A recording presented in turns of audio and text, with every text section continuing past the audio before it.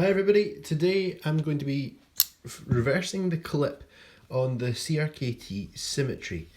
Now, that's not something I would usually make a video of because, ordinarily you just unscrew the clip and put it in the other position and screw the clip on.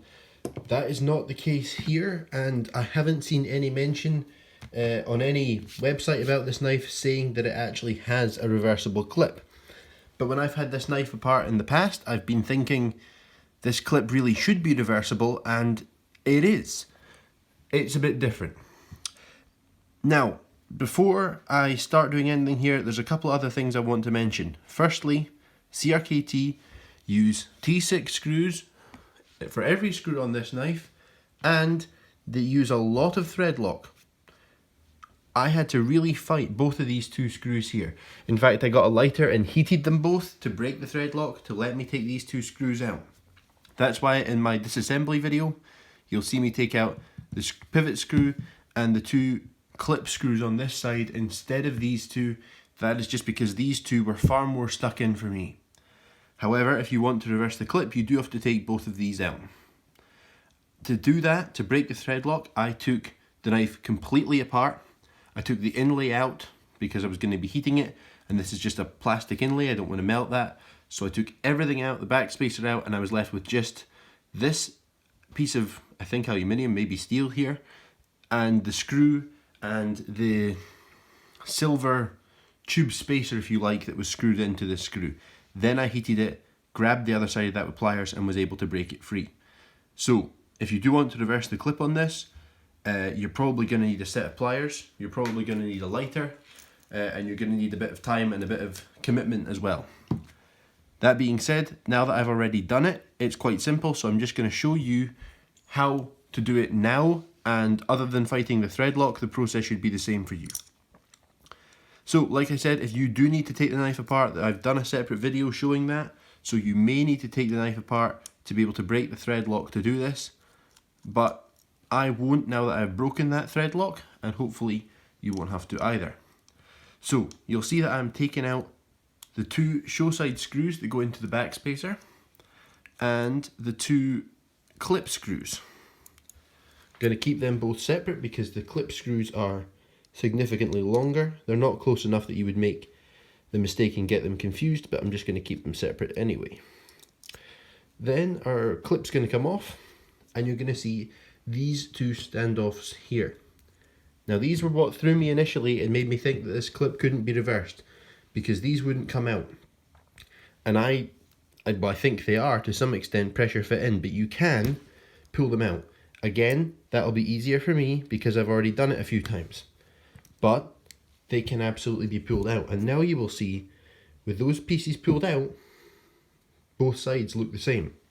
So I can then fit these two spacers into the screw holes on the show side of the knife. Place the clip back on top, make sure it is in that orientation with the dip down the way. Put that in place, and I'm going to screw the clip back on with the long screws that were previously on the other side. So the long screws come over to the other side of the knife with the clip. There you go, clips on the other side.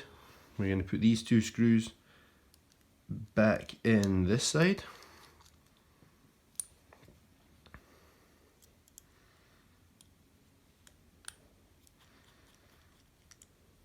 Like that, and I'm just snugging them up, not over tightening them really, because I'm probably going to want to move this back for myself. And now you'll see that the clip is on the other side. Now it's great that this clip design is one that can be reversed, because it's something I was going to complain about in the review of this knife, it's something I was going to complain about with the Slayback and with the Appalachian Drifter, because these two do not have reversible clips. There is no way of reversing them without doing major work. This one is cut into the frame, bent to match, and this one simply doesn't have holes on this side. I get that because all of these knives are quite stylish, they're quite pretty knives basically, so they might not want screw holes, or they might not want to do what Spyderco does with their wire clips and have this cut here for the clip. So I get why they didn't, but since these knives are non-locking, there is no downside for a left-handed user as there is for a right-handed user. They are equal for both in terms of the lock, and as they are all flippers, flippers land on the center line of the tool and are symmetrical. So that means that other than the clip, these knives are all completely the same for left or right-handed users, which is why it's very nice that you can actually reverse the clip on the CRKT. Now, in the process of taking it fully apart, I had to kind of wrestle with this back spacer. You can see I've scratched that up a bit with my pliers and things. I'm sure you can do that more carefully if you do need to completely take apart this tool in order to heat it and break the thread lock like I had to. If you don't, if you're lucky and your screws just come out, then you can reverse the clip, just like that. Hopefully this is helpful for someone, and let me know what you think about the background. I'm going to be using this mat for any disassemblies and stuff that I do with knives, but if it's nice and clear for you guys to see on, then I'll maybe start using it for my reviews and things as well. Thanks for watching, bye.